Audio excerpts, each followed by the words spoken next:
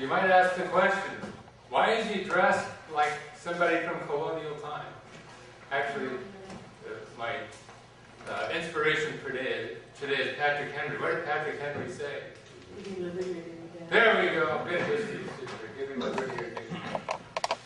So, anyway, I'm talking about a subject today actually that's kind of upsetting to me, and so I am trying to encourage you all to take some action. And I'm trying to give you a few tools to do that, but also what I'm trying to do is keep you out of trouble. So, today I'm talking about IRS disclosure and use rules. And maybe you'll remember this is today. And also my plan is actually to post this on YouTube. And then you guys can all help me to have this thing go viral so that we can sort of get a little message out and make a little noise, I hope. Okay? What is happening, I think all of you know, is really the tax preparation and tax consulting environment has become quite a bit less friendly in the last few years. And some of that is encompassed in what I'm talking about today. I am going to talk about disclosure and use rules, but I'm also going to talk about some other developments, hopefully that you're already familiar with, but just to sort of remind you as we get into tax season and so forth. Reason for today, why did I want to get in front of you today, is that you're now in the process of sending engagement letters to your clients. And so while you're doing that, you should also be thinking about sending some of the consent forms that I'm going to be talking about. To me, they're actually more important than your engagement letters, because I haven't heard of somebody being fined or sent to jail for not having an engagement letter. So what I'm talking about is very important from that standpoint. Okay?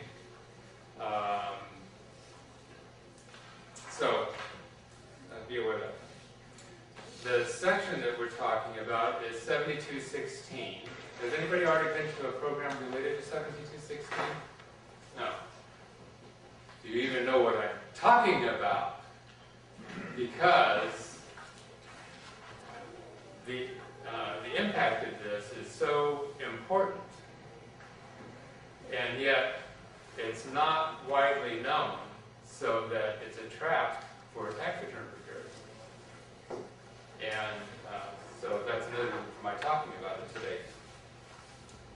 The code section was actually created in 1971. The question that I asked in my outline is, what the heck was happening in 1971? I can't remember. I mean, I just graduated from high school in 1970, and I don't remember a controversy being in the news back then, but evidently there was something that got Congress upset, so they enacted these rules, but they were to be enabled by regulations. And so they sat without regulations for years and years and years until about 2008. Well, why in 2008? Well, then things were happening. So specifically, H&R Block and many other street tax return preparation services were involved in refund loans. And they were also getting involved in other financial services. So it became an issue of concern to Congress and the belief that there was some abuse that was going on. And so there was a motivation for the IRS to take some action. The other thing that was happening about that time was that CPA firms, particularly the larger firms, were starting to send their tax return preparation work overseas.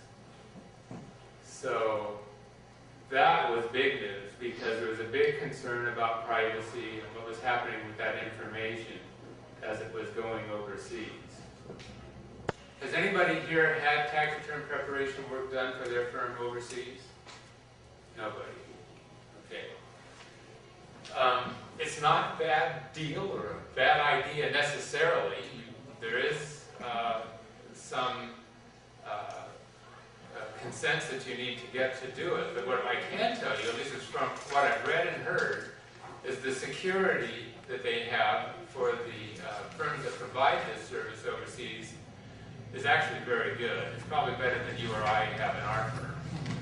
Okay, I mean, literally the people sort of strip and get into other closures. You're not allowed to take a thumb drive in or anything out. So they're very conscious of the concerns from over here, and so they have gone to the extreme. And also that they have very secure connections, internet connections, as far as the information that's sent and so forth. So I know some people that have done it, and they found it to be a helpful service, and it can be sort of a safety valve in some cases if you're understaffed. And again, what I would say is if you're going to do it, I would probably do it through a service that was available through one of the vendors that you use for your preparation, like Lacert or ProSystem. These companies, they have relationships, and again, they're making sure the security is good. All right. So these are the things that sort of instigated this. What my concern related to this is that the regulations that the IRS has issued are actually very broad, as I'm going to explain to you. They're very specific. And what bothers me about it is that it talks about how we use our client information, and by client information, I mean literally things as the name and the address and the telephone number. Okay.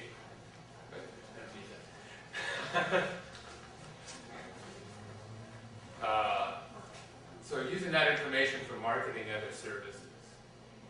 And this is what we're supposed to be doing. But anyway, so what the point is that I can understand having restrictions as far as the use of information outside of your firm. Disclosure and client privacy is, we all agree, is very important. But what we do with it inside the firm, we feel like, this is a relationship that we have.